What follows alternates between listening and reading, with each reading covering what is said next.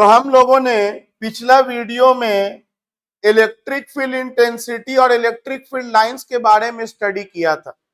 Electric field intensity का introduction लिया था। सो बिफोर मूविंग फर्दर, आइए एक बार रिकॉल कर लेते हैं, फिर हम लोग आगे बढ़ते हैं।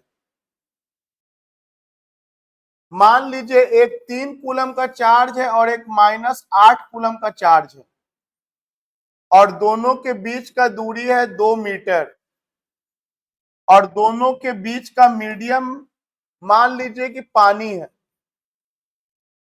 तो मीडियम पानी है तो उसका परमिटिविटी ऑफ वाटर कहलाता है, जो क्वेश्चन में नहीं दिया है, ना हमको पता है। लेकिन एक बात याद रखिएगा कि अगर मीडियम पानी हो तो उसका रिलेटिव परमिटिविटी बोलो या डाइलेक्ट्रिक कांस्टेंट बोलो 80 होता है। कुछ ना दिया तो 80 ले लेना। कभी कभी क्वेश्चन में दे देता है कि dielectric constant of water is 81 या 79, वो डेंसिटी पे डिपेंडेंट हो जाता है, तो फिर ले लेना वो अगर दिया है। कुछ नहीं दिया है तो एक इजी नंबर 80 ले लेना। चलो, तो दो चार्ज है 3 कूलम का और -8 कूलम का और दोनों के बीच का दूरी 2 मीटर है और मीडियम पानी है। आपसे बोलेंगे कि दोनों के बीच में फोर्स लग रहा है कि नहीं, तो बोलोगे ऑफ कोर्स लग रहा है। दो चार्ज के बीच में फोर्स लगता है जिसको हम लोग जानते हैं इलेक्ट्रोस्टैटिक फोर्स, या अट्रैक्शन का भी हो सकता है और रिपल्सन का भी हो सकता है। अब क्योंकि यहां पर एक चार्ज प्लस है और एक चार्ज माइनस है, तो यह अट्रैक्शन है कि रिपल्सन है? यह अट्रैक्शन का फोर्स है। और कितना फोर्स लगेगा इसके लिए आपको हम पढ़ाए थे कूलम्स लॉ। कूलम्स लॉ,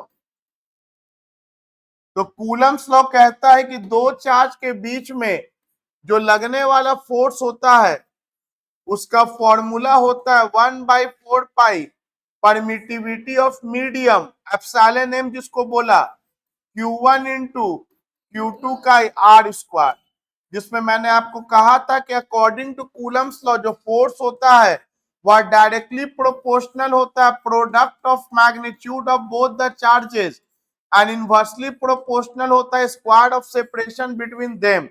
इसके अलावा कूलम्स लॉ का जो फोर्स है, इलेक्ट्रोस्टैटिक फोर्स जो है, वो मीडियम डिपेंडेंट होता है, और जबकि ग्रेविटेशनल फोर्स मीडियम डिपेंडेंट नहीं होता है।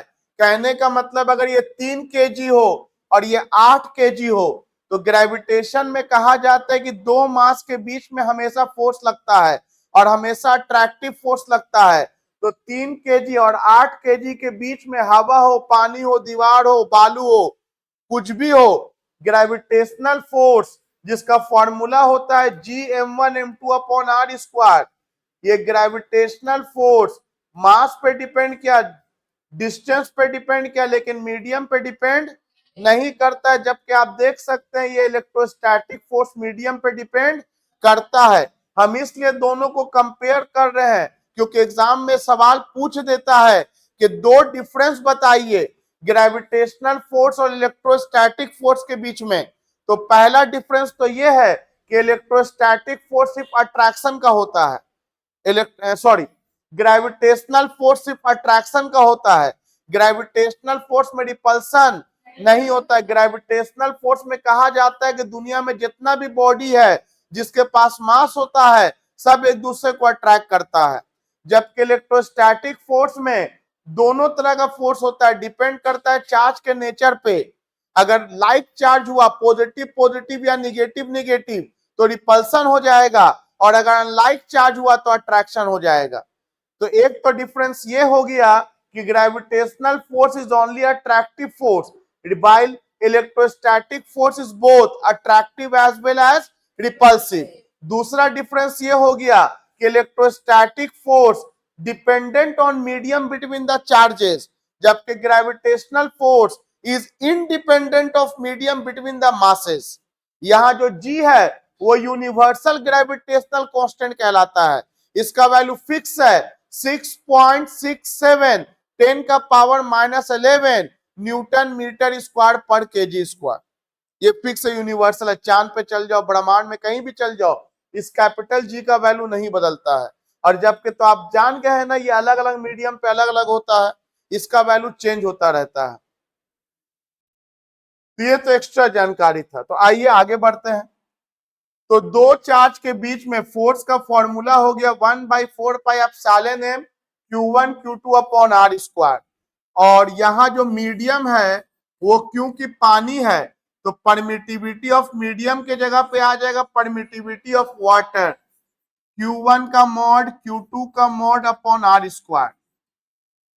और क्योंकि पानी का परमिटिविटी नहीं दिया है, लेकिन एक चीज हम लोग जानते हैं, रिलेटिव परमिटिविटी, जिसको डाइलेक्ट्रिक कांस्टेंट के नाम से भी जानते हैं, जिसके बारे में मैंने आपको पढ़ाया है कि permittivity of medium by permittivity of air. तो यहाँ मीडियम वाटर है तो permittivity of water by permittivity of air, cross multiply करेंगे हम लोग तो epsilon W is equal to हो जाएगा एप्सिलॉन नॉट इनटू के। के इज डाइलेक्ट्रिक कांस्टेंट, या के ही का मतलब है रिलेटिव परमिटिविटी, आप जो बोलिए। और पानी का डाइलेक्ट्रिक कांस्टेंट हमको पता है, और परमिटिविटी ऑफ एयर तो हमको याद ही है कि 8.85 10 का power -12 coulomb square by newton metre square. अब इस वैल्यू को यहां पर डाल दीजिए तो बताइए फोर्स कितना आ जाएगा पानी में। तो पानी में फोर्स आ जाएगा 1/4π परमिटिविटी ऑफ वाटर के जगह पे आ जाएगा एप्सिलॉन नॉट इनटू के। इसके अलावा बचेगा Q1 का मैग्नीट्यूड Q2 का मैग्नीट्यूड अपॉन R स्क्वायर। तो आप देख सकते हैं कि K को अगर छोड़ दें तो बाकी का जो वैल्यू है वो जस्ट लाइक एयर मीडियम के साथ बता रहा है। और आपको पता है कि 1/4π एप्सिलॉन नॉट का वैल्यू होता है 9 × 10 का पावर 9। और जो भी ये डाइलेक्ट्रिक कांस्टेंट दिया रहेगा, मान लो पानी का 80 होता है, मान लो दिया हुआ है कि एक ऐसा ऑयल है, तेल है, जिसका डाइलेक्ट्रिक कांस्टेंट 100 है तो यहाँ पे 100 लिखा जाएगा, जिसका 25 है तो 25 लिखा जाएगा। और बाकी चार्ज का मैग्नीट्यूड लेंगे तो ये 3 हो जाएगा। क्या ये -8 लेके चलेंगे? नहीं, मॉड लेके चलते, ये 8 हो जाएगा डिवाइडेड बाय 2 का square. Whatever comes is your answer, इतना न्यूटन आंसर। तो एक बात बताइए, ये जो फोर्स निकला है ये 3 कूलम का है कि 8 कूलम का है? ये म्यूचुअल फोर्स है, जितना 3 वाला 8 पे लगाएगा उतना ही 8 वाला 3 पे लगाएगा। मतलब ये कंफर्म होता है कि F1 इक्वल टू F2 होता है मैग्नीट्यूड में बराबर। लेकिन वेक्टर फॉर्म में लेके चलिएगा तो यहाँ क्या लगाते हैं? माइनस शो करता है कि डायरेक्शन इज अपोजिट।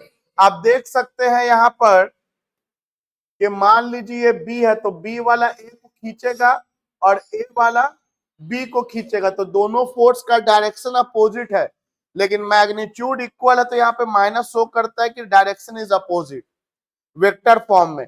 अगर मॉड में लेके चलेंगे तो फिर माइनस लगाने की जरूरत नहीं है, मॉड मतलब सिर्फ मैग्नीट्यूड का बात कर रहे हैं। तो ये हम लोगों ने पहले पढ़ा कि ये जो फॉर्मूला है ये दो चार्ज के फोर्स के बारे में बताता है। अब अगर हम चाहते हैं कि सिंगल चार्ज के फोर्स के बारे में हम लोग समझ सके, सिंगल चार्ज के फोर्स के बारे में हम लोग समझ सके, तो सिंगल चार्ज का जो फोर्स है उसी को हम लोग इलेक्ट्रिक फील्ड इंटेंसिटी कहते हैं। हम बताए थे जैसे ब्राउन मतलब भूरा होता है, ब्लैक मतलब काला होता है, व्हाइट मतलब उजला होता है, उसी तरह इंग्लिश टू हिंदी में रखो कि इलेक्ट्रिक फील्ड इंटेंसिटी मतलब सिंगल चार्ज का फोर्स होता है।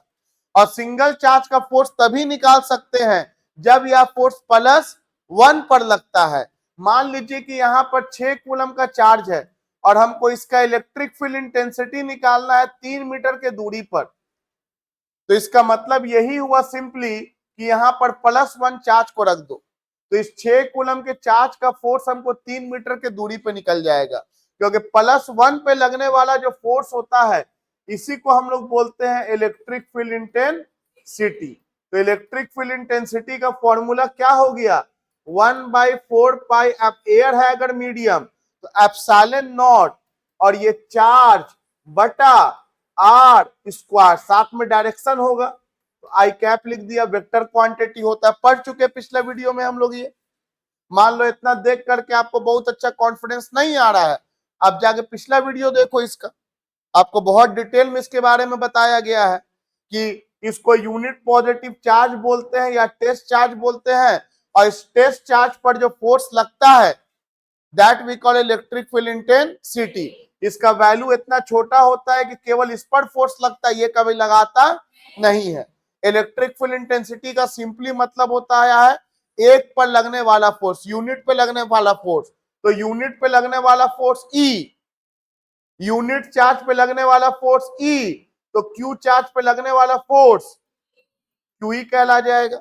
Very simple formula. एक कूलम पे लगने वाला फोर्स ई, मान लो कहीं पे लिखा हुआ है 40 न्यूटन पर कूलम, और वहां पे 3 कूलम के चार्ज को रख दें, तो बताओ वहां पे कितना फोर्स लगेगा। तो बोलेंगे सर वेरी सिंपल, एक कूलम पे 40 न्यूटन लग रहा है तो 3 कूलम पे 120 लगेगा, क्योंकि एक कूलम पे लगने वाला फोर्स ई, तो क्यू कूलम पे लगने वाला फोर्स क्यू ई। खत्म बात। इसके अलावा हम आपको पढ़ाए थे कि अगर इलेक्ट्रिक फील्ड इंटेंसिटी के केस में अगले का वैल्यू अगर 1 ना हो तो उसको हम लोग 1 बना लेते हैं। और इलेक्ट्रिक फील्ड इंटेंसिटी को डिफाइन किया था कि electric field intensity is defined as force experience by the unit positive charge, by the unit positive charge.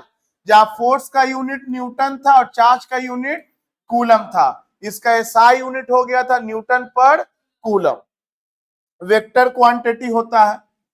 इसके अलावा मैंने आपको बताया था कि ये अगर एक प्लस क्यू का चार्ज है और यहां पे हम +1 को रख के छोड़े, तो ये प्लस क्यू वाला इसको क्या करेगा, रिपेल करेगा, भगाएगा, और जिधर ये भगाएगा उधर एक इमेजिनरी लाइन ड्रॉ कर देते हैं, and that imaginary line is called electric field line या इलेक्ट्रिक लाइन ऑफ फोर्सेस।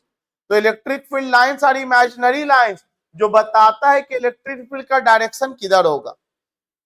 आप अगर यहाँ पे -q का चार्ज ले लो तो अब जाहिर सी बात है -q वाला +1 को क्या करेगा, अट्रैक्ट करेगा। तो -1 का इलेक्ट्रिक फील्ड का डायरेक्शन टुवर्ड्स द चार्ज होगा और प्लस वाले का इलेक्ट्रिक फील्ड का डायरेक्शन अवे फ्रॉम चार्ज होगा। और मैंने बोला था कि अगर कोई आइसोलेटेड चार्ज है पॉजिटिव या कोई आइसोलेटेड चार्ज है निगेटिव, तब उसका डायग्राम एग्जाम में आता है। अगर आइसोलेटेड पॉजिटिव चार्ज हुआ तो उसका जो इलेक्ट्रिक फील्ड लाइंस होगा वो रेडियली आउटवर्ड होगा। कौन सा वर्ड यूज किया मैंने, रेडियली आउटवर्ड होगा। और इसका शेप कैसा होता है, सर्कल की स्फेरिकल शेप होता है, सब तरफ ना लगाएगा फोर्स। और अगर ये आइसोलेटेड निगेटिव चार्ज हुआ तो इलेक्ट्रिक फील्ड लाइंस का डायरेक्शन रेडियली इनवर्ड होता है। इसके अलावा मैंने आपको बताया था कि अगर अपोजिट नेचर ऑफ चार्ज रहेगा, एक प्लस में रहे और एक माइनस में रहे, जिसका सिंबॉलिक रिप्रेजेंटेशन क्या हो सकता है, Q1 Q2 less than 0। Less than 0 मतलब जरूर ये निगेटिव है, और निगेटिव का मतलब तभी है जब एक प्लस हो और दूसरा माइनस हो, तभी ये निगेटिव आएगा। और अगर ये कंडीशन रहा और यहाँ पे आप +1 को रख के छोड़िएगा तो ये पॉजिटिव से निगेटिव जाएगा और कुछ इस तरह का डायग्राम आपका बनता है। और आपको मैंने ये भी कहा था कि number of electric field lines charge का स्ट्रेंथ शो करता है, बताए थे। अगर किसी चार्ज से 50 लाइन निकल रहा है और किसी चार्ज में 25 लाइन घुस रहा है, इसका मतलब ये डबल ज्यादा मजबूत है। रेशियो निकाल सकते हैं हम लोग number of electric field lines को गिन करके चार्ज के स्ट्रेंथ का। इसके अलावा मैंने आपको बताया था कि अगर सिमिलर नेचर का चार्ज रहेगा, या तो दोनों प्लस हो या तो दोनों माइनस हो, तो इलेक्ट्रिक फील्ड लाइंस कुछ इस तरह का बन जाता है। ये दोनों का ना असर होगा भगाने पे, इलेक्ट्रिक फील्ड लाइंस कुछ इस तरह का बन जाता है। इलेक्ट्रिक फील्ड लाइंस कुछ इस तरह का बन जाता है। प्लस होगा तो अवे फ्रॉम होगा, और अगर दोनों चार्ज माइनस होगा तो डायरेक्शन बाहर के जगह पे अंदर हो जाएगा। इसके अलावा मैंने एक बहुत इंपॉर्टेंट प्रॉपर्टी बताया था कि मान लो कि एक इलेक्ट्रिक फील्ड लाइन है, तो इस इलेक्ट्रिक फील्ड लाइन के किसी भी पॉइंट पे टेंजेंट ड्रॉ करेंगे, और टेंजेंट ड्रॉ करना सिखाया था मैंने। दो वेरी क्लोज पॉइंट ले लेंगे और रगड़ के खींच देंगे, क्या इसको भी टेंजेंट कहेंगे? नहीं, बनाते समय ध्यान देना है, स्केल का यूज करना है। दो वेरी क्लोज पॉइंट लेंगे और दोनों को मिलाते हुए लाइन खींच देंगे, ये टेंजेंट कहलाता है। जो टेंजेंट होता है वो इलेक्ट्रिक फील्ड का डायरेक्शन देता है। टेंजेंट किसका डायरेक्शन देता है? इलेक्ट्रिक फील्ड का डायरेक्शन देता है। तो अलग अलग पॉइंट पे इलेक्ट्रिक फील्ड का डायरेक्शन भी अलग अलग होगा। और यही कारण है कि मान लो अगर दो इलेक्ट्रिक फील्ड लाइन कट कर दिया, दो इलेक्ट्रिक फील्ड लाइन कट कर दिया, ये लाइन नंबर 1 है और ये लाइन नंबर 2 है। अगर दो इलेक्ट्रिक फील्ड लाइन कट कर दिया तो आप देखो ध्यान से, इस पॉइंट पर टेंजेंट ड्रॉ करेंगे कोई दिक्कत नहीं, इस पॉइंट पर टेंजेंट ड्रॉ करेंगे कोई दिक्कत नहीं, लेकिन जहां पे कट कर रहा है, अगर यहां पर हम टेंजेंट ड्रॉ करने का सोचेंगे तो लाइन नंबर 1 को अगर देख रहे हैं तो टेंजेंट इधर हो जाएगा, और लाइन नंबर 2 को देख रहे हैं तो टेंजेंट इधर हो जाएगा। मतलब जिस पॉइंट पे कट कर रहा है वहां पे कितना डायरेक्शन जो कि पॉसिबल। तो एक बहुत इंपॉर्टेंट सवाल एग्जाम में आता है कि why two electric field lines never cross each other. दो इलेक्ट्रिक फील्ड लाइन एक दूसरे को कट क्यों नहीं करता है? आपको एकदम रटा हुआ होना चाहिए, कल संडे वाले क्लास में हम पूछेंगे। तो why two electric field lines never cross each other, उसका परफेक्ट आंसर आप लोग बोलिएगा ये कि we know that tangent drawn at any point on the electric field line gives the direction of electric field. If they cross each other, then at the point of intersection there will be two directions, which is not possible. Point of intersection पे दो direction होगा जो कि possible नहीं होगा। आइए, यहां तक हम लोग चार्ज के प्रॉपर्टीज को डिस्कस किया था, एक बार रिकॉल कर लिए, और बहुत बेहतर होगा रिकॉल आप भी वीडियो के थ्रू करते रहा करो, पढ़ाई को आसान बनाओ। अभी कम कंटेंट है, बार बार बोल रहे हैं, कम कंटेंट है, एकदम इसके मास्टर बन जाओ, फिर आगे तो और पढ़ना है तो फिर वो पढ़ते रहना।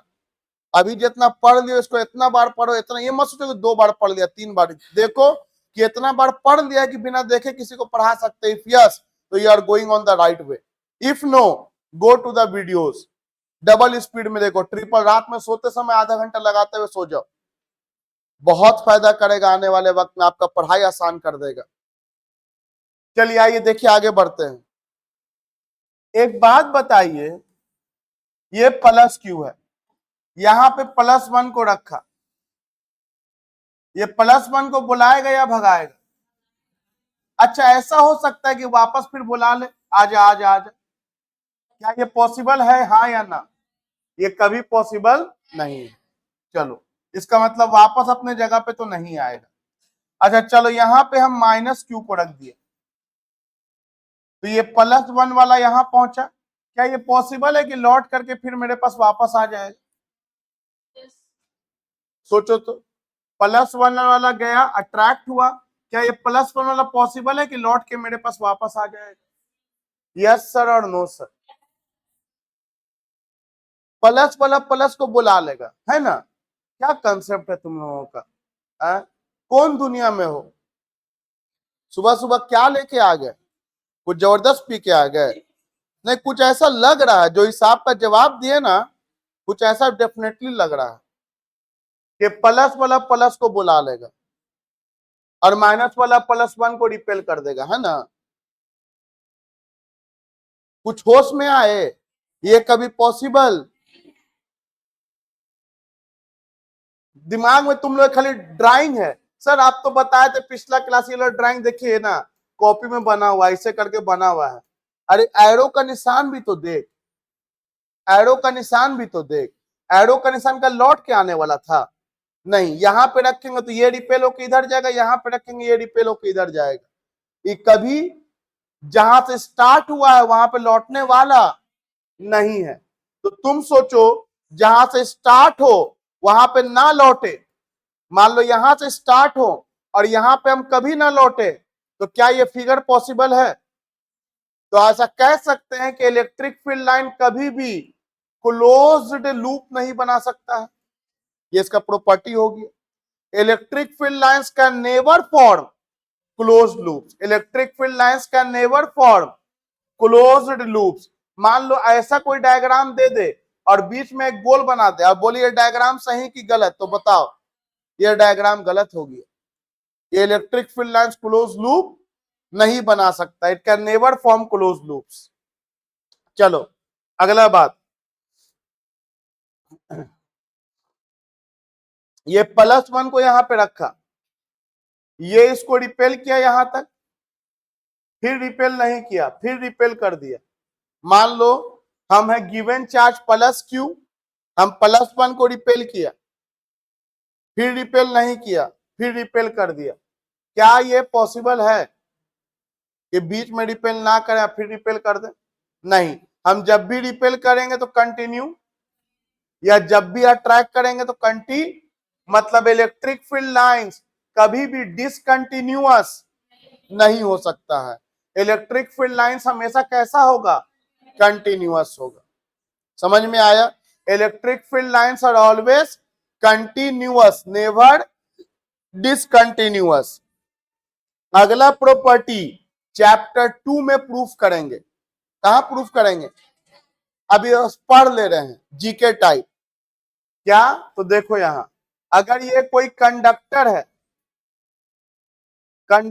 कोई मेटल है और इस पर ये पॉजिटिव चार्ज है, अरे पॉजिटिव होगा तो +1 वाला रिपेल होगा, और अगर निगेटिव होगा तो अट्रैक्ट होगा। तो अगर हम यहां पर बोलेंगे इलेक्ट्रिक फील्ड लाइन ड्रॉ करो और कोई बच्चा ऐसे ड्रॉ कर दिया, तो ये सही या गलत? +1 को रख के छोड़ा, ये इधर भाग गया, सही या गलत? ये गलत है। क्यों गलत है हम चैप्टर 2 में बताएंगे। अभी समझ लो इतना कि इलेक्ट्रिक फील्ड लाइंस कभी भी 90 के अलावा कोई और एंगल नहीं बना सकता है कंडक्टर के ऊपर।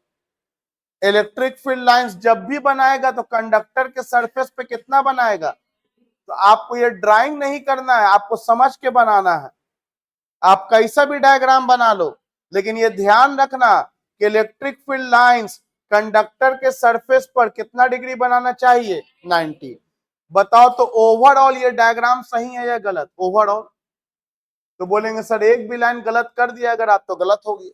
आप इंडिविजुअल थोड़ी पूछ रहे हैं। अगर ये भी लाइन परपेंडिकुलर होता तब बोलते ये डायग्राम सही है।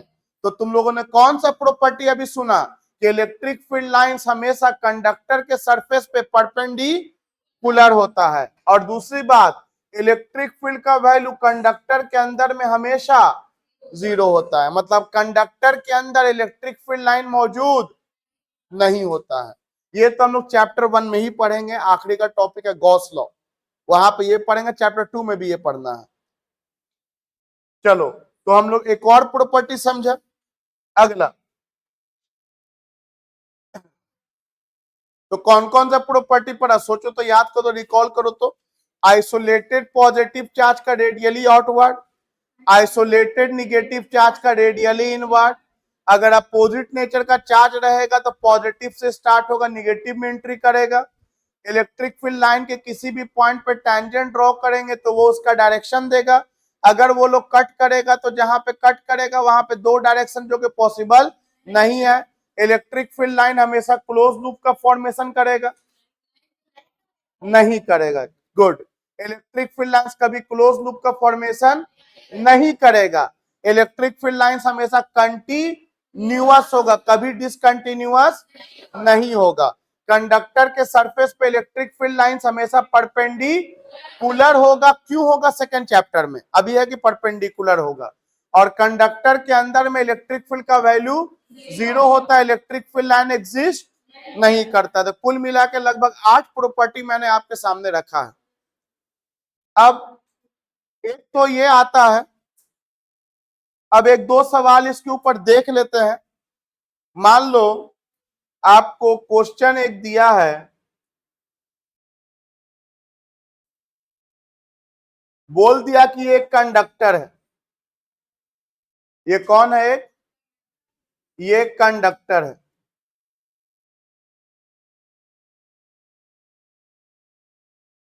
ये कंडक्टर।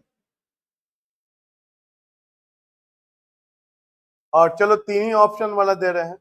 बोला है कि इसमें से कौन सा इलेक्ट्रिक फील्ड लाइन सही है,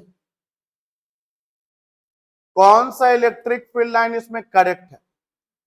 तो पहला वाला बताओ करेक्ट है कि नहीं। तो बोलेंगे सर कंडक्टर के अंदर में इलेक्ट्रिक फील्ड लाइन मौजूद, तो पहला वाला इनकरेक्ट होगी। बताओ दूसरा वाला लाइन अंदर मौजूद नहीं है, लेकिन कंडक्टर के सरफेस पे परपेंडिकुलर नहीं है। याद रखना, कोई भी स्फेरिकल होता है या सर्कल होता है तो परपेंडिकुलर वही होता है जो आगे बढ़ाने पे सेंटर से पास करे। ये प्रॉपर्टी होता है सर्कल या स्फेयर का। तो यहां तो डेफिनेटली ये सेंटर से पास नहीं कर रहा है। भले कुछ लोग ऐसे बना देते कि देखिए ना 90 लग रहा है, आपके लगने से नहीं होगा। अब इसको देखो, ये यहां पर आया फिर यहां से मुड़ गया। ये मुड़ता इसीलिए कि इसको अगर आगे खींचे तो तुम देखो कहां से पास कर रहा है। इसका मतलब ये सरफेस पे कितना बना रहा है, इसका मतलब ये लाइन नंबर 3 करेक्ट हो जाएगा। कितने लोग समझ गए। ये क्वेश्चन PYQ IIT या मेडिकल में भी देखोगे तो मिल जाएगा, ये आ चुका है। इसमें सारा प्रॉपर्टी आपका चेक हो गया। चलो एक और सवाल करते हैं, एक और सवाल करते हैं। ये CBSE में आता है। एक कंडक्टिंग प्लेट बना दिया, एक कंडक्टिंग प्लेट है और यहां पर एक चार्ज को रख के छोड़ दिया और बोला complete the diagram showing the electric field lines. खत्म। सवाल तो सुन लिए, complete the diagram showing the electric field lines, यही आपका क्वेश्चन है। तो तुम सोचो, यहां पे +1 को रखेंगे तो रिपेल हो गया, यहां पे +1 को रखेंगे तो रिपेल हो गया, रिपेल हो गया, रिपेल हो गया, रिपेल हो गया। पहले बताओ क्या ये डायग्राम सही दिख रहा है। तो बोलेंगे नहीं सर, कंडक्टर के सरफेस पे कितना बनाना चाहिए, ये डायग्राम गलत है आपका। तो क्या करें सर, कैसा डायग्राम बनेगा सर। आइए देखते हैं सही डायग्राम कैसा बनेगा। तो इस तरह से चार्ज अगर दे दे तो ये रिपेल तो होगा लेकिन कुछ इस तरह से जाएगा। क्या आप लोग समझे डायग्राम कैसे बनेगा और क्यों बनेगा। कंडक्टर के सरफेस पे परपेंडिकुलर। आपसे रीजन नहीं पूछेगा ड्राइंग ऐसा काहे किए, वो समझ गया। अगर आप ऐसा ड्राइंग किए तो आप जानते हैं प्रॉपर्टी कि कंडक्टर के सरफेस पे परपेंडिकुलर बनेगा। दूसरी बात फिर ऐसे इलेक्ट्रिक फील्ड लाइंस निकलेगा, इस तरह से निकलेगा। बोलोगे ये क्या बना दिए। आप तो बोलते डिसकंटिन्यूअस नहीं होता है, देखिए तो बीच में गैप हो गया लाइंस। आओ थोड़ा एक्सप्लेन कर देते हुआ क्या। ये एक्सप्लेनेशन आपको आगे भी आएगा। प्रॉपर्टीज ऑफ कंडक्टर है, सेकंड चैप्टर में टॉपिक ही है, आपको वहां आपको और डिटेल देंगे। देखो कंडक्टर क्या होता है, कंडक्टर वो होता है जिसमें इलेक्ट्रॉन्स फ्री होता है। कंडक्टर का ही ना प्रॉपर्टी होता है।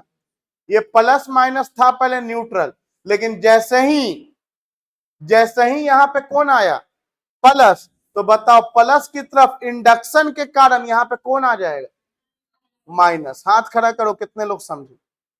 इंडक्शन के कारण, चार्जिंग बाय इंडक्शन पढ़ा है ना। मान लो नहीं भी पढ़ा है या याद नहीं है, कुछ नहीं होता है, अपोजिट चार्ज को अट्रैक्ट कर लेता है, अट्रैक्ट कर लिया और प्लस वाला इधर आ गया, प्लस वाला इधर आ गया। अब तुम बताओ इलेक्ट्रिक फील्ड लाइंस कहां से कहां होता है। तो हम लोग पढ़ा है सर कि इलेक्ट्रिक फील्ड लाइंस होता है पॉजिटिव से निगेटिव। तो देखो पॉजिटिव से निगेटिव इलेक्ट्रिक फील्ड लाइंस बना दिए। इसके अलावा ये जो लाइन आ रहा था ये कंटिन्यूअस था। आपको भले हम अंदर में नहीं दिखाए लेकिन ये कैसा था। अब आप जानते हो कि electric field is a vector quantity. तो देखो कितना खूबसूरती से ये दोनों एक दूसरे को कट कर दिए और इसीलिए हम अंदर में पूरा लाइन गैप कर दिया। क्या रीजन समझे गैप करने का। है तो कंटिन्यूअस, लेकिन अंदर में इंडक्शन के कारण अपोजिट में भी इलेक्ट्रिक फील्ड लाइन प्रोड्यूस हो जा रहा है ना। और अपोजिट में प्रोड्यूस होने के कारण अंदर वाला जो इलेक्ट्रिक फील्ड लाइन है वो क्या हो जाता है, गायब दिखता है। क्या दिखता है रे, कितने लोग समझ गए? आप बोलोगे सर ऐसा डायग्राम बना दे, इधर इधर वाला भी बना सकते, कोई दिक्कत नहीं है, लेकिन चेक करने वाले को भी अच्छा खासा जानकारी फिर होना चाहिए। तरह तरह के लोग बिहार बोर्ड में कुछ लोग चेक करते हैं, तो बेहतर है जो ट्रेंड है बेहतर बनाने का उसी को बनाओ। क्लियर है यहां तक आप लोगों को? तो आप लोगों ने देखा इलेक्ट्रिक फील्ड लाइंस का प्रॉपर्टीज पढ़ा, लेकिन उसके ऊपर क्वेश्चन तैयार हो सकता है इस तरह से। आइए अब थोड़ा हम लोग आगे की तरफ बढ़ते हैं। एक क्वेश्चन उठाते हैं जो प्रिंसिपल ऑफ सुपरपोजिशन के ऊपर बेस है, एनसीईआरटी का क्वेश्चन नंबर 1.8। आइए देखो ध्यान से, यहां एक 3 माइक्रो कूलम का चार्ज है और एक -3 माइक्रो कूलम का चार्ज है। ठीक है सर, एक 3 माइक्रो कूलम का चार्ज है और एक -3 माइक्रो कूलम का चार्ज है, और दोनों के बीच का दूरी दे दिया है 20 सेंटीमीटर। 20 सेंटीमीटर। आपसे पूछा है इलेक्ट्रिक फील्ड इंटेंसिटी बताइए at the mid point of the line joining the two charges. Electric field intensity बताइए, कहां पे बताइए? Mid point. तो बताओ 20 सेंटीमीटर का मिड पॉइंट क्या होगा? बोलना 10। मान लो यही मिड पॉइंट है, and definitely this is what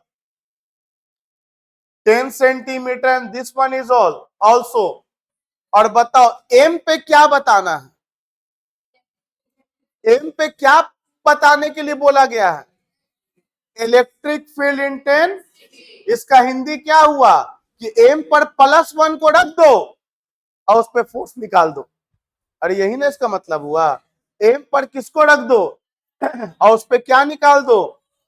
कुछ नहीं, आपसे यही बोला है कि यहाँ पे +1 को रख दो और फोर्स निकाल दो। अच्छा आपसे पूछ सकता था क्या कि बी पर इलेक्ट्रिक फील्ड इंटेंसिटी निकालो? नहीं जनरली पूछता, क्योंकि ऑलरेडी वहां पे चार्ज मौजूद है। आपसे ऐसा जगह पे पूछेगा जहां पे कोई चार्ज मौजूद नहीं है, तो वहां पे किसको रख देंगे? अरे +1 को रखेंगे तब ना कोई फोर्स लगाएगा। तो आपको अल्टीमेटली पूछ रहा है कि +1 पे कितना फोर्स लगेगा जो एम पॉइंट पे रखा हुआ है, मिड पॉइंट पे रखा हुआ है, कैसे बनाएंगे? तो बोलेंगे सर एक बार ये वाला इस पे फोर्स लगाएगा, फिर ये वाला भी इस पे फोर्स लगाएगा, दोनों फोर्स को हम निकाल लेंगे। दोनों फोर्स को हम मान लेते हैं, ये वाला इस पर फोर्स लगा रहा है 30 न्यूटन। कोई नंबर मान लिया, डेफिनेटली 30 नहीं होगा, 27 लाख न्यूटन आता है, खैर जो भी आए, मान लेते 30 न्यूटन फोर्स लगा रहा है ये, और ये भी इस पे कितना लगा रहा है? 30 न्यूटन। अरे जाहिर सी बात है, चार्ज सेम डिस्टेंस सेम, तो आंसर सेम ही आएगा। तो बताओ यहाँ पे टोटल फोर्स फिर कितना हो जाएगा? अगर स्केलर होता तब तो बोल देते 60 न्यूटन, लेकिन इलेक्ट्रिक फील्ड इंटेंसिटी स्केलर नहीं, डिपेंड करेगा फिर डायरेक्शन पे। अगर दोनों का डायरेक्शन सेम हो गया तब तो सिंपल है में जोड़ देंगे 30 और 30, क्या कि दोनों अगर +i में हो गया तब तो 60 हो जाएगा, 30i 30i 60i। लेकिन अगर एक अगर +30i हुआ और एक अगर, तब 30 और 30 मिलके क्या हो जाएगा? कहने का मतलब यह है, before making this question scalar की तरह मत सोच के चलना। Electric field intensity is a vector quantity. Second chapter में एक टॉपिक आएगा इलेक्ट्रिक पोटेंशियल, और वहां पे बोलेंगे पोटेंशियल बताओ यहाँ पे क्या होगा? पोटेंशियल स्केलर है, पोटेंशियल स्केलर है, कुछ नहीं, इसके कारण पोटेंशियल निकालेंगे, इसके कारण निकालेंगे और जोड़ देंगे, से बचपन जोड़ते आए हैं। पोटेंशियल स्केलर क्वांटिटी है, लेकिन इलेक्ट्रिक फील्ड इंटेंसिटी कैसा क्वांटिटी है? तो पहले तो ये बताओ, फिर बोलने सवाल को बनाने से पहले समझो कि सवाल में पूछा क्या गया है। सवाल में पूछा गया है कि इलेक्ट्रिक फील्ड इंटेंसिटी बताओ मिड पॉइंट पर। इसका हिंदी क्या हुआ कि मिड पॉइंट पे +1 को रख के छोड़ेंगे, उस पे लगने वाला फोर्स को बताना है। अब अगला स्टेप क्या होगा, उस पे कौन कौन फोर्स लगाएगा, तो उस पे 3 माइक्रोकूलम भी फोर्स लगाएगा और -3 माइक्रोकूलम भी फोर्स लगाएगा। एक बार 3 माइक्रोकूलम के कारण निकालेंगे और एक बार -3 माइक्रोकूलम के कारण निकालेंगे, और फिर दोनों को जोड़ देंगे। स्केलर सम करेंगे कि वेक्टर सम, और इसी को बोलते हैं principle of superposition of electric field intensity. जैसे principle of superposition of forces होता था, उसी तरह से बोलेंगे principle of superposition of electric field intensity. बताओ what is principle of superposition of electric field intensity, तो बोलेंगे according to principle of superposition of electric field intensity, किसी भी पॉइंट पर जो टोटल इलेक्ट्रिक फील्ड इंटेंसिटी होगा वो इंडिविजुअल का निकाल करके उनका वेक्टर सम कर देंगे। According to principle of superposition of electric field intensity, the total electric field intensity at any point is the vector sum of the individual electric field intensities due to the given charges। अरे समझा? अब मेरे मुंह से जो भी definition फटफट निकल रहा है, कुछ लिख रहे हैं कुछ नहीं लिख रहे हैं, लेकिन आपके पास नोट्स है ना, आपको प्रिंटेड नोट्स दिया है, उसमें सब कुछ लिखा हुआ है। मेरे मुंह से जो भी अंग्रेजी हिंदी में निकला सबका अंग्रेजी किया हुआ है, ठीक है? अब कोई दिक्कत होगा अंग्रेजी ट्रांसलेट करने में, फिर हमारे पास चली आइएगा क्लास के बाद, हम बता देंगे। तो देखिए यहां ध्यान से आइए, तो प्रोसेस आप समझ चुके हैं। एक बार ए के मान निकालेंगे, एक बार बी के मान निकालेंगे, पर क्या निकालेंगे, फोर्स की इलेक्ट्रिक फील्ड इंटेंसिटी। तो चलो निकाला जाए, और साथ में करेंगे हम लोग, हम ही पढ़ाएंगे, हम ही सिखाएंगे, हम ही फिर करेंगे, तो फिर सिखाने का मतलब ही नहीं बनता है। आइए साथ में किया जाए। क्या लिखेंगे, लिखेंगे इलेक्ट्रिक फील्ड इंटेंसिटी कहां पे निकालने बाबू, एट मिड पॉइंट एम। किसके कारण निकालने बाबू, due to charge at A, due to charge at A. तो चलो बताओ इलेक्ट्रिक फील्ड इंटेंसिटी का फॉर्मूला आता है, तो बोलेंगे यस सर। ए के कारण निकाल रहे, इसको क्या नाम दे दिया, E1। हम वो भी नाम दे सकते हैं, एम पर ए के कारण EM बताए थे ना, हम E1 E2 भी लिख सकते हैं। तो चलो ए के कारण जो निकाल रहे E1 नाम दे दिया। फॉर्मूला क्या होगा, कोई मीडियम का नाम ना दे तो 1/4 पाई एप्सिलॉन नॉट, उसके बाद चार्ज कहां पे का, ए पे का, और ए से लेके वहां तक का दूरी जो भी हो R स्क्वायर। कोई दिक्कत यहां तक? अगर दोनों के बीच का दूरी का नाम हम R लिख दिया तो R/2 का स्क्वायर लिख देंगे, वो तो आपकी मर्जी है। तो चलो दोनों के बीच का दूरी R/2 का स्क्वायर लिख दिया, हम इसको R मान ले रहे हैं। क्या कोई दिक्कत किसी को, समझ में आए?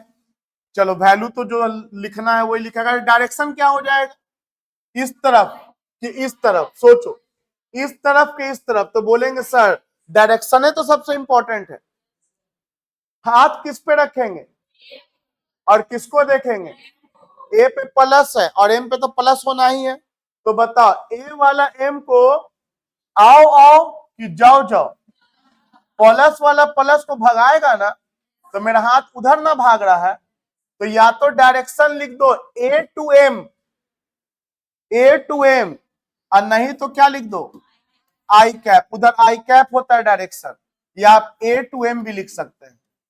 बहुत तारीख इक्वली करेक्ट, फिगर बना हुआ है। कैलकुलेशन तो आप कर ही लोगे, बताइए तो साथ में कैलकुलेशन क्या होगा, इसका वैल्यू उम्मीद है याद हो गया होगा, 9 × 10 का पावर 9। बताओ कितना चार्ज है, 3 × 10 का पावर -6 सेंटीमीटर को किस में कन्वर्ट कर देंगे, मीटर में। 20 का आधा 10 होता है। इसके बाद ये 100 ऊपर और नीचे का 100 खत्म, 9 तिहाई 27 × 10 का पावर 9 -6, और ये 2 ऊपर जाएगा। बताओ 27 × 10 का पावर 9 2 11 5, और यूनिट लिखना मत भूलना, न्यूटन पर कूलम। अच्छा 27 लाख हुआ ना, 50 मतलब कितना है, 27 लाख न्यूटन पर कूलम। इसका हिंदी क्या हुआ? 27 लाख न्यूटन पर कूलम का हिंदी बोलेंगे 1 कूलम पर 27 लाख न्यूटन का फोर्स लग रहा है। कितने लोग समझ गए? हाथ खड़ा करो। पता है समझना क्यों जरूरी है? मान लो अगर हम तुमसे बोल दे, इतना ही सवाल देते और बोलते यहाँ पे अब 4 कूलम रख दिया, बताओ 4 कूलम पे कितना फोर्स? तो बोलेंगे सर 1 कूलम पे इतना होगी, गुना कर देंगे, मल्टीप्लाई कर देंगे। इसलिए पढ़ने के बाद उसको हिंदी करो, सोचो क्या लिखे है। चलो अभी तो हम लोग फोर्स निकाला ए के कारण एम पे, अब निकालेंगे एम पर किसके कारण? बी के कारण। तो क्या लिखेंगे लाइन? तुम लोग लिखाओ, electric field intensity at M due to charge at B, इसका नाम E2 दे दो। फॉर्मूला लिखाएगा 1/4πε0 बी पर चार्ज और दूरी एम से बी तक का तो r/2 का स्क्वायर, और डायरेक्शन इसका सोचो, हाथ कहां रखो? बी पे कौन है? माइनस, और एम पे कौन है? तो बताओ माइनस वाला प्लस को आओ आओ कि जाओ जाओ? तो आओ आओ किधर कर रहे हैं? इधर कर रहे हैं ना। और बताओ इधर कौन डायरेक्शन है? कितने लोग समझ गए? अरे कुछ लोग बहुत फंडामेंटल उल्टा पुल्टा कुछ भी करते हैं, सोचते हैं कि प्लस चार्ज का आई हुआ तो माइनस चार्ज का माइनस आई होगा, ऐसे थोड़ी सोचते हैं। हाथ रख के सोचेंगे डायरेक्शन। ये माइनस वाला उसको क्या बोल रहा है? आओ आओ इधर आओ, इधर मतलब इधर प्लस आई हो गया। तो बताओ यहाँ पे आई कैप हो जाएगा। और कितने लोग समझे कि ये जो आई कैप आएगा, ये जो आई कैप आएगा, ये जो आई कैप आएगा और ये जो होगा तुम्हारा मैग्नीट्यूड पहले की तरह हो जाएगा।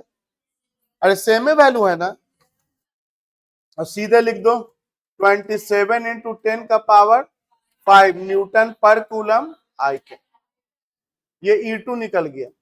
बताओ ये दोनों अलग अलग इंडिविजुअल निकल गया, और टोटल निकालने के लिए क्या करेंगे? वेक्टर सम, और उसी को बोलते हैं principle of superposition of electric field intensity. इसके बाद लिखते हैं हम लोग applying principal of superposition of electric field intensity. चलो सुपरपोजिशन प्रिंसिपल अप्लाई करो, तो बोलेंगे टोटल इलेक्ट्रिक फील्ड इंटेंसिटी जो होगा, नेट जो होगा, वो E1 प्लस E2। बताओ E1 कितना है? 27 × 10⁵ आई कैप, और E2 कितना है? 27 × 10⁵ आई कैप। दोनों आई कैप है ना। और बताओ सेम वैल्यू को जोड़ेंगे, 27 + 27 54 का, ये 5 और 5 10 हो जाता है क्या? 5 जीरो 5 जीरो मिलकर 10 जीरो, मल्टीप्लाई होता तब ना 10 जीरो हो जाता। ये 5 और 5 मिलकर कितना जीरो?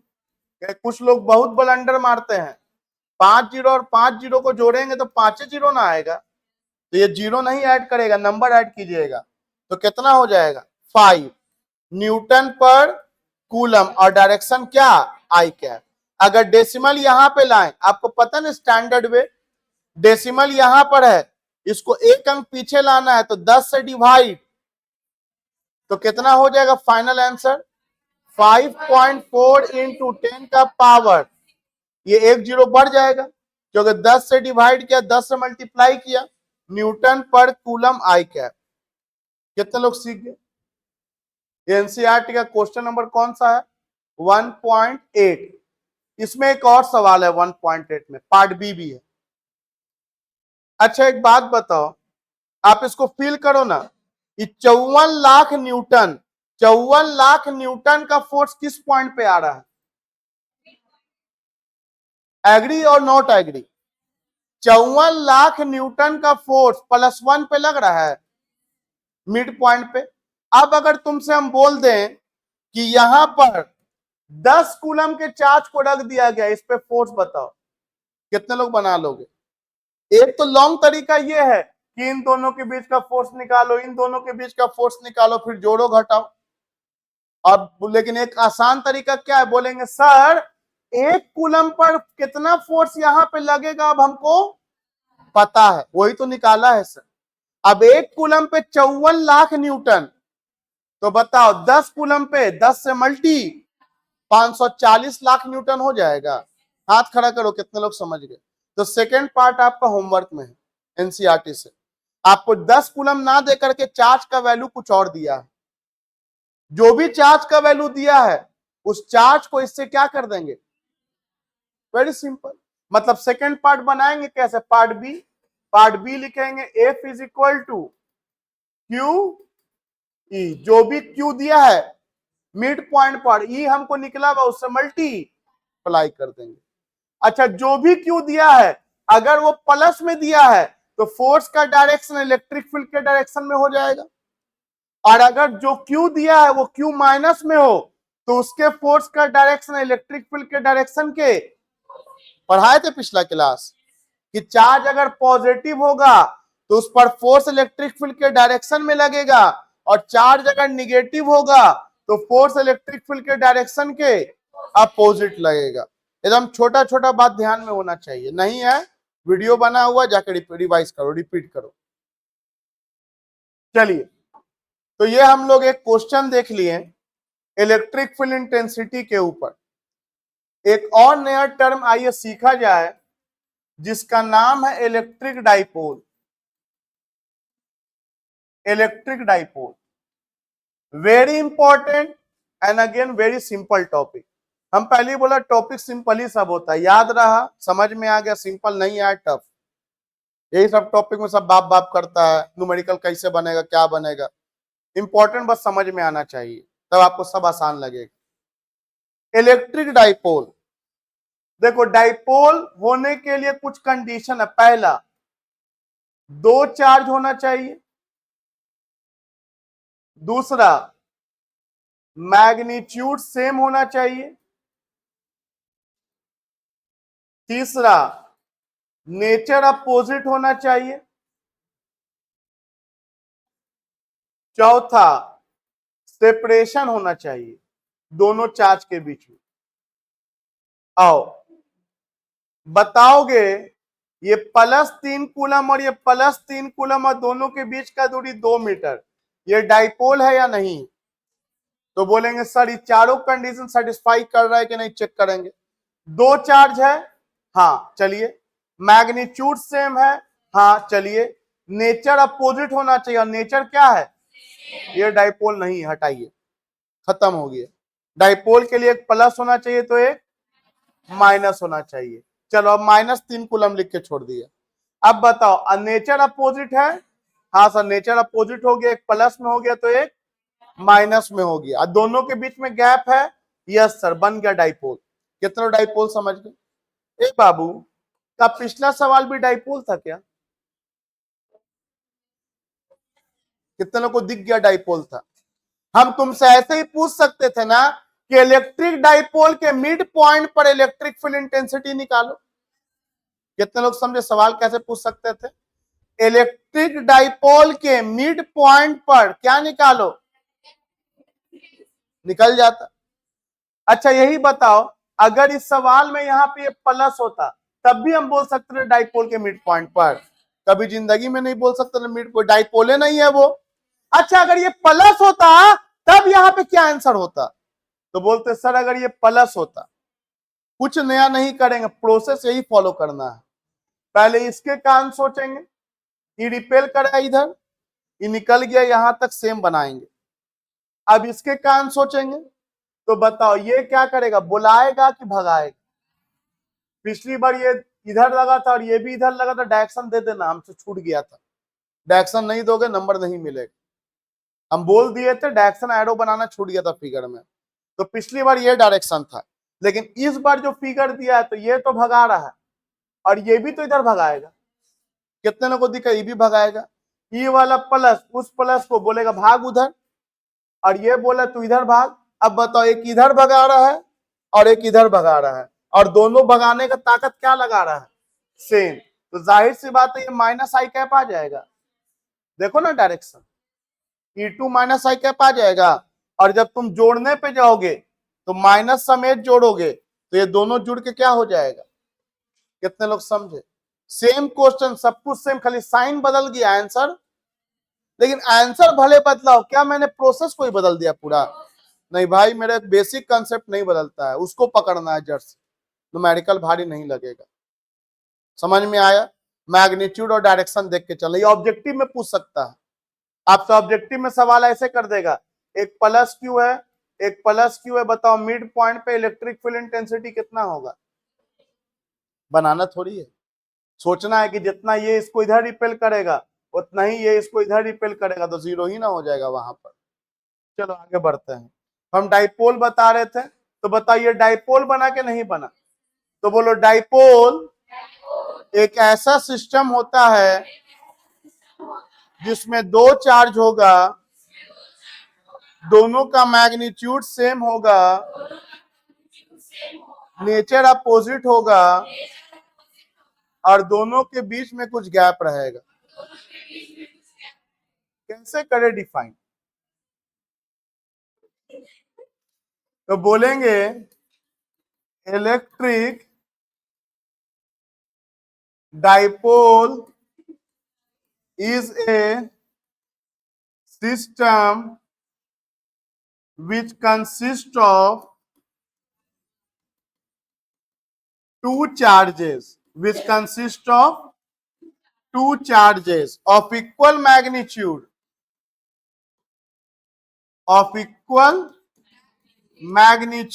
but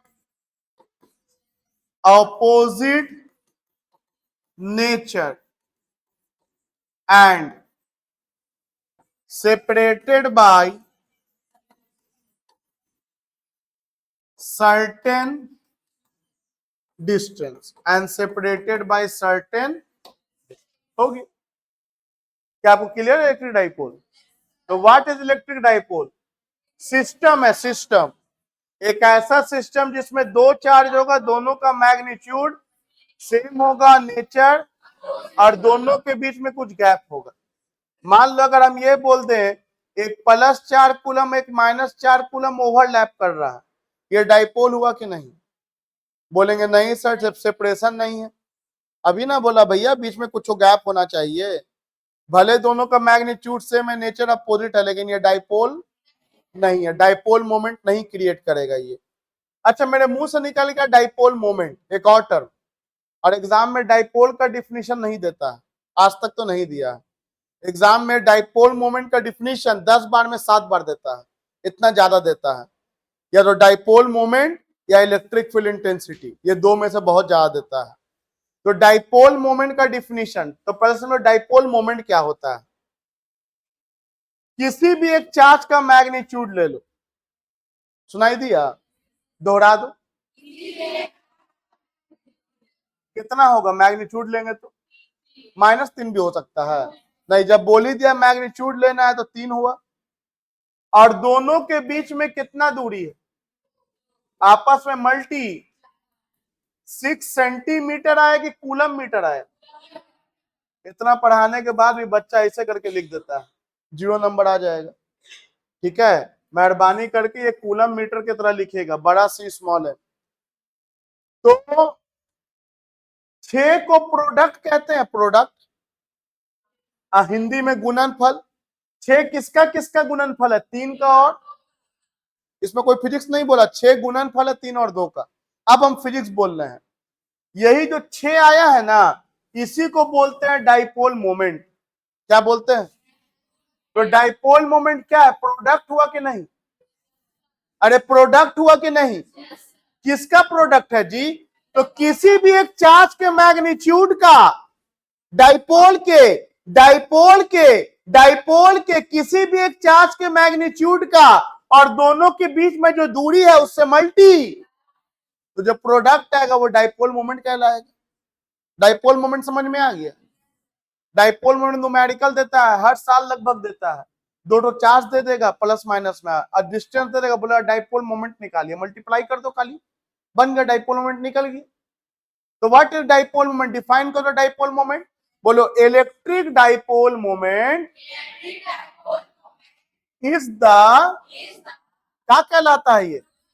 प्रोडक्ट, प्रोडक्ट अंग्रेजी वर्ड है खाली product, product of magnitude of either of the charges of electric dipole and separation between them. Clear है आप लोगों को? क्या बोला मैंने? बोलो तो। मैंने ये कहा कि electric dipole moment is defined as the product of magnitude of either of the charges of an electric dipole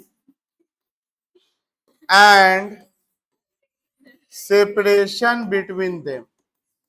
Separation between,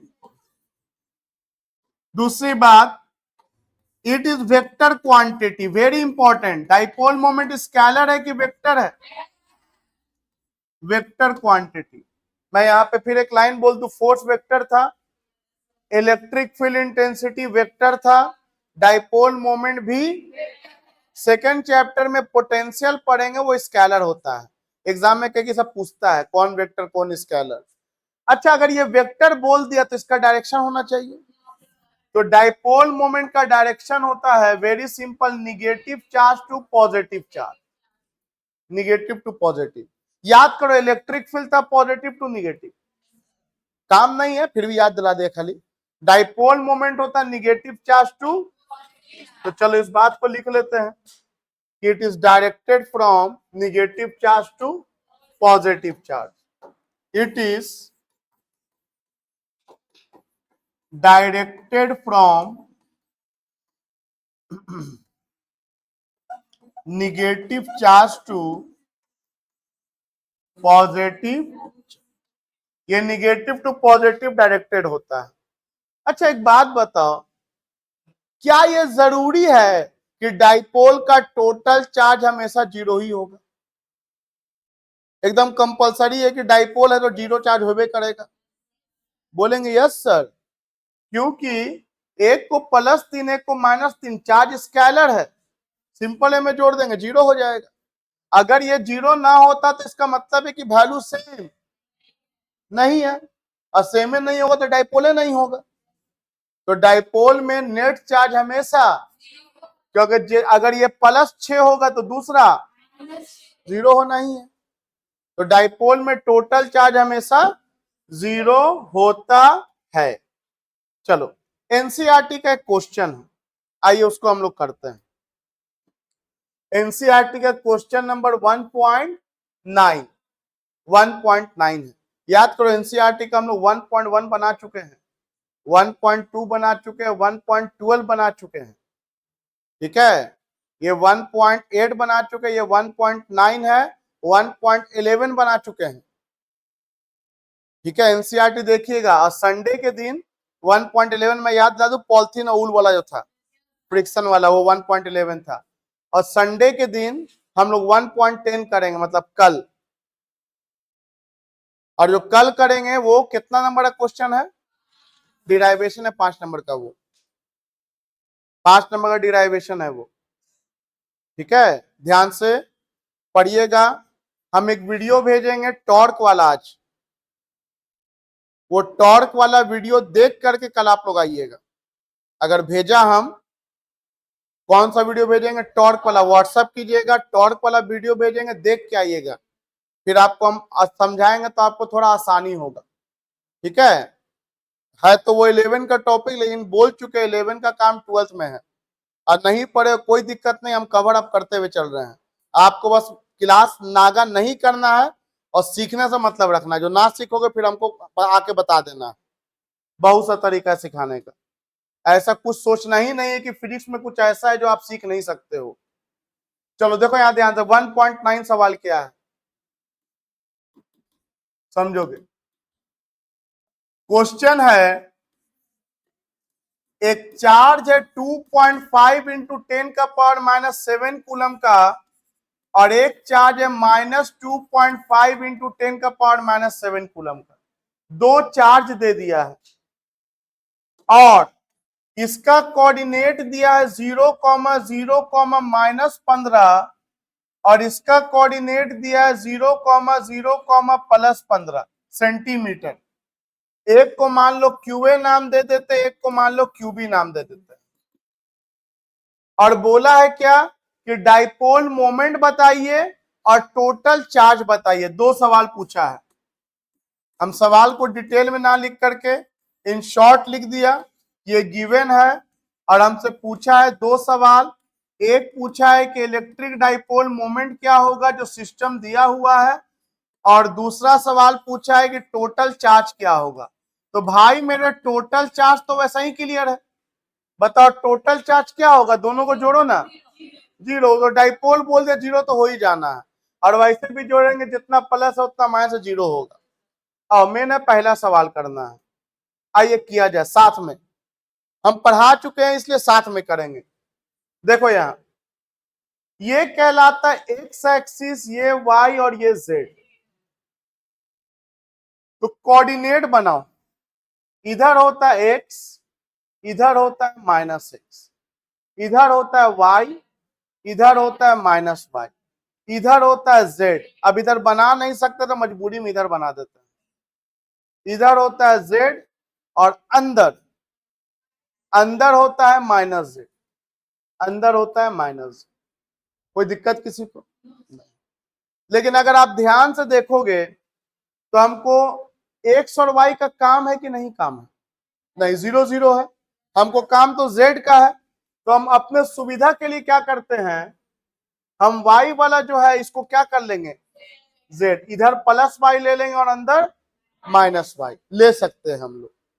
तो ये +z और ये -z। आइए, आप में से कितने लोग इसको लोकेट कर सकते हैं? तो बोलेंगे सर ये ओरिजिन हो गया, और ओरिजिन से 15 सेंटीमीटर निगेटिव जेड में है। तो बताओ मार्किंग होता है ना, 1 2 3 4 5 6 7 8 9 10 11 12 13 14 15, -15 होगा यहाँ कहीं पे। यहाँ पे x भी 0, y भी 0 और z कितना, -15। क्या आप लोग एग्री करते हैं इससे? और क्वेश्चन में दिया है कि यहाँ पे इतना कूलम का चार्ज है, तो जो दिया है उसको लिख दिया जाए। वहां पे दिया है कि चार्ज का वैल्यू है 5 इंटू 10⁻⁻7 कूलम, इतना कूलम का चार्ज है। आगे सवाल में बोला है कि इतना कूलम का चार्ज यहां पर है, कितने लोग इसको लोकेट कर सकते हैं, +15। तो बोलेंगे सर जितना हम लोग नीचे गए उतना ही ओरिजिन से ऊपर चल जाइए। तो बताइए यहाँ पे चार्ज कितना है, -2.5 इंटू 10⁻⁻7 कूलम, और यहाँ पे का कोऑर्डिनेट है 0,0, +15 सेंटीमीटर। आप में से कितने लोगों को अब ये एक इलेक्ट्रिक डाइपोल दिख रहा है? कितने लोगों को इलेक्ट्रिक डाइपोल दिख रहा है? कंडीशन फुलफिल हो रहा है। दो चार्ज है, दोनों का मैग्नीट्यूड सेम है, दोनों का नेचर अपोजिट है, और दोनों के बीच में कुछ दूरी है। और डाइपोल अगर है तो डाइपोल मोमेंट भी होगा। तो बताओ किसी भी एक चार्ज का मैग्नीट्यूड लो, डाइपोल मोमेंट को किससे इंडिकेट करेंगे, पी से, वेक्टर होता है। किसी भी एक चार्ज का मैग्नीट्यूड लो और दोनों के बीच में जो दूरी है उससे मल्टीप्लाई कर दो। अब देखो दोनों के बीच का दूरी तुम L मान लो, क्या मान लो, तो यहाँ पे क्या लिख देंगे, कोई R मानेगा तो। कितने लोग समझ गए? लेकिन अब एक बात सुनो जो हम बोलने जा रहे हैं। 5 5 नंबर का बहुत सा डिराइवेशन है, जिसमें हमको डाइपोल के मिड पॉइंट से बहुत सारा काम, ये मिड पॉइंट हुआ ना, तो हम दोनों के बीच का दूरी अगर एल मानेंगे, आधा दूरी कितना बचेगा, l/2, बाकी का आधा दूरी, तो l/2 फ्रैक्शन में जा रहा है। तो हम बुद्धि क्या लगाते हैं कि हम दोनों के बीच का दूरी कितना मान लेंगे। अब बताओ, आधा दूरी, बाकी का आधा दूरी। अच्छा 12 ले लेंगे तो क्या दूरी बढ़ गया, नहीं। मान लो इन दोनों के बीच का दूरी है कितना, पहले ही बताओ इन दोनों के बीच का दूरी कितना है, +15 -15 कितना हुआ दूरी, 0, नहीं 30। कुछ लोग जोड़ देता है खतरनाक तरीके से, 0 बोल देता है, ये 30 ना हुआ। अब बताओ हम l = 30 लिखें चाहे 12 = 30 लिखे, तो क्या 12 लिखेंगे 60 बन जाएगा, नहीं। हम यहाँ 4l लिखे, 10l लिखे, कुछ भी नाम दे, नाम तो अपने मर्जी से दे रहे हैं, लेकिन रहेगा दूरी कितना। तो हम क्या कर रहे हैं यहाँ पे, Q इंटू फॉर्मूला जो हम इस्तेमाल करेंगे वो क्या इस्तेमाल करेंगे, बताओ। 12 का मतलब क्या हुआ, प्लस और माइनस के बीच का दूरी, एकदम क्लियर रखो। इसका मतलब ही मत समझना कि प्लस और माइनस के बीच का दूरी को दुगना किया, एकदम नहीं, बल्कि 12 का मतलब हुआ प्लस और माइनस के बीच का दूरी। हम इसलिए 12 का इस्तेमाल कर रहे हैं क्योंकि आगे जाके हमको मिड पॉइंट से बहुत सा डिराइवेशन है, तो फ्रैक्शन के झंझट से बच जाएंगे, कुछ समझे। तो बताओ डाइपोल मोमेंट का फॉर्मूला कितना लोग समझा रे, ये फॉर्मूला समझा, व्हाट इज डाइपोल मोमेंट, फिर बोल तो, product of magnitude of either of the charges and the separation between them is called dipole moment. चलो किसी भी एक चार्ज का मैग्नीट्यूड लो तो 2.5 × 10⁻⁻7 और दोनों के बीच का दूरी 30/100 कूलम मीटर, और डायरेक्शन क्या हो जाएगा, तो डायरेक्शन हो जाएगा -2 पॉजिटिव। कितने लोगों को दिखा नीचे की तरफ, तो लिख सकते हैं अलोंग नेगेटिव z एक्सिस। कितने लोग समझे, अलोंग नेगेटिव z एक्सिस। अगर यही -2 नीचे होता और ये कहां होता, तो अलोंग पॉजिटिव z एक्सिस कर देते। अरे समझे, या इसको -k भी लिख सकते हैं, क्योंकि आपको पता होगा कि x में i, y में j और z में, तो निगेटिव z में -k हो जाएगा, आप वो भी लिख सकते हैं। चलो मल्टीप्लाई करो तो यहाँ पे क्या लिख दे रहे हैं, -k लिख दे रहे हैं डायरेक्शन। चलो 1 0 1 0 कट गया, 25 तिहाई 75 7.5, और ये +1 ऊपर जाएगा तो -7 और -1 -8 कूलम मीटर। डायरेक्शन क्या लिखा, अलोंग निगेटिव z एक्सिस या -k। समझ में आया, और टोटल चार्ज तो भाई 0 ही होगा। क्या आप लोगों को क्लियर है, कॉन्सेप्ट क्लियर है। एक बात और एक्स्ट्रा सुन लो, इलेक्ट्रिक डाइपोल मोमेंट का एसआई यूनिट क्या होता है, कूलम मीटर, और सीजीएस यूनिट होता है डीबाई। ऑब्जेक्टिव के लिए एनसीईआरटी में यह नहीं है, लेकिन बिहार बोर्ड में पूछता है। इलेक्ट्रिक डाइपोल मोमेंट का सीजीएस यूनिट याद रखना, ऑब्जेक्टिव में पूछता है, डीबाई होता है। चलो थोड़ा सा हम चेंज कर रहे हैं, यह सवाल क्लियर है। अगर हम कोऑर्डिनेट ये ना दे करके हम कोऑर्डिनेट आपको दे दे ये 30,0 0,40, कितने लोग बना सकते हो, एग्जाम में जरूरी थोड़ी कि वही सवाल दे। चलो अब कितना लोग बना लोगे, थोड़ा सोचो सोचो सोचो, कैसे बनेगा। बोलेंगे क्या ही करना है सर, आप इस बार x दिया है और y दिया है, प्रोसेस वही लेके चलिए। तो एक कोऑर्डिनेट सिस्टम बनाइए, इधर x बनाइए, इधर y बनाइए, इधर -x बनाइए, इधर -y बनाइए। बताओ पहल का चार्ज कहां पर है, x में कि y में, तो बताओ x में होगा 5 10 15 20 मार्किंग होता है ना भाई। मान लो यहाँ पे 30 लिखा है, तो ये हो गया 30,0, और यहाँ पे चार्ज का वैल्यू है -2 × 10 का पावर -7 कूलम, प्लस में है यहाँ। चलो जो भी चार्ज है प्लस में है। चलो हाथ खड़ा करो, कितने लोग समझ गए? पक्का वाला। चलो दूसरा चार्ज कितने लोग लोकेट कर सकते हो? हमेशा वीडियो भी देखो ना, पॉज कर लिया करो, ये अपने से करेंगे और देखो कितना सही या कितना गलत। हमेशा वीडियो देखते समय ही नहीं कि दिमाग सोया हुआ है, ठीक है, और खाली आंख खोले हुए और देखते जा रहे हो, तब फिर वही होगा, हम कुछ भी बोलेंगे दोहरा दोगे बिना कुछ सोचे समझे हुए, ठीक है। तो देखो यहां ध्यान से, 40 सेंटीमीटर, तो बताओ 40 सेंटीमीटर किस एक्सिस में है? वाई में है, तो यहां पे 40 होगा, एग्री और नॉट? 0,40, और यहां पे चार्ज का वैल्यू बोलो, दिखा आप लोगों को? अब बोलेंगे डाइपोल मोमेंट निकालो, तो बोलेंगे डाइपोल मोमेंट के लिए क्या करेंगे? दोनों के बीच का दूरी। अरे कुछ समझे? कितने लोगों को दिखा कि डाइपोल है ये? जरूरी थोड़ी है कि ऐसे रहे चाहे ऐसे रहे, वो जैसे भी रहे सीधा लाइन ज्वाइन कर रहा है ना। अब तुम बताओ, ये है 30 और ये है, तो कितने लोग समझे? 50 होगा। पाइथागोरस थ्योरम पढ़े हो ना, 3 4 का 5 हो जाता है, अंडर रूट बेस का स्क्वायर प्लस परपेंडिकुलर का स्क्वायर, हाइपोटेनस इक्वल टू होता है। कितने लोग जानते हो ये? पाइथागोरस ट्रिपलेट बहुत मशहूर है, 3 4 और 5, ठीक। ये 30 40 तो वो 50, तो बताओ इसका आंसर क्या हो जाएगा? ये लिखेंगे और 30 की जगह पे कौन आ जाएगा?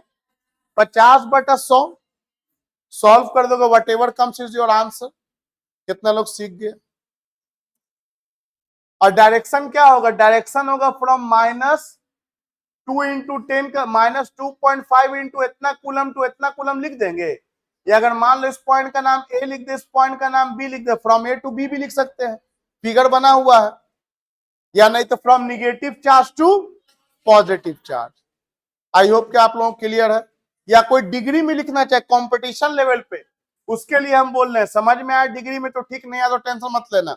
डिग्री में अगर देखें तो ये 40 और ये 30 है, तो tan होता है 40/30, 4/3, ये 53 डिग्री का वैल्यू होता है। अगर डिग्री में बात करें तो 3/4 होता तो 37 डिग्री होता। जो डिग्री वाला बात नहीं समझ में आया, कम से कम इतना समझ में आया, negative charge to positive charge. तो ये हम लोग किसके बारे में आज स्टडी किया? इंट्रोडक्शन में किसके बारे में पढ़ा? इलेक्ट्रिक डाइपोल और डाइपोल मोमेंट। देखो अगला क्लास जो संडे वाला है, फिर हम बोल रहे हैं ऑन रिकॉर्ड बोल रहे हैं, बहुत इंपॉर्टेंट है। इसलिए नहीं कि अगर अगर तुमको 11 का कपल और टॉर्क आता ना, तो उसको भी हम 15 मिनट में खत्म करते, हम रटा देते। लेकिन दिक्कत है कि आप लोगों को कपल और टॉर्क का अच्छा कॉन्सेप्ट नहीं याद है, फॉर्मूला नहीं याद है, उसको सिखाने में हमको 1 घंटा लगेगा, और उसके साथ हम 12 को मिक्सअप करके चलेंगे, और वो आगे के चैप्टर में भी काम आएगा। समझ में आया? तो कल हम लोग लगभग 1.5-2 घंटा या मैक्सिमम 2 घंटा तक का भी क्लास खींचेंगे, सिर्फ एक टॉपिक के लिए नहीं, आने वाले पूरे कल के लिए। आगे जब कपल और टॉर्क का यूज होगा तो हम डिटेल करने वाले नहीं है, जितना डिटेल करना होगा हम कल सारा डिटेल करेंगे। और कल आप लोग याद करके भी आओगे, संडे वाला चीज याद रखो कि आपको याद करके सब कुछ आना, अब तक जितना पढ़ाए हैं क्या क्या पूछेंगे सुन लो एक बार फिर, रिकॉर्डिंग में भी जा रहा है। Quantization of charge, properties of charge, Coulomb's law को डिफाइन करना, relative permittivity, permittivity of air का वैल्यू वगैरह, charging by conduction, friction, induction का डिफिनीशन, कॉन्सेप्ट, न्यूमेरिकल भी कराए थे हम एनसीईआरटी का, कूलम्स लॉ के ऊपर base numerical, percentage change in force बताए थे, इलेक्ट्रिक फील्ड लाइंस का कॉन्सेप्ट दिए हैं, डिफिनीशन दिए हैं, इलेक्ट्रिक फील्ड इंटेंसिटी का कॉन्सेप्ट दिए हैं, न्यूमेरिकल कराए हैं, Y electric field lines never cross each other कराए हैं अब तक। और आज हम इलेक्ट्रिक डाइपोल पढ़ा है, डाइपोल मोमेंट पढ़ा है, उसके ऊपर बेस न्यूमेरिकल कराए हैं। That's it. इतना आपको एकदम बहुत अच्छा कमांड करके कल क्लास में आना है।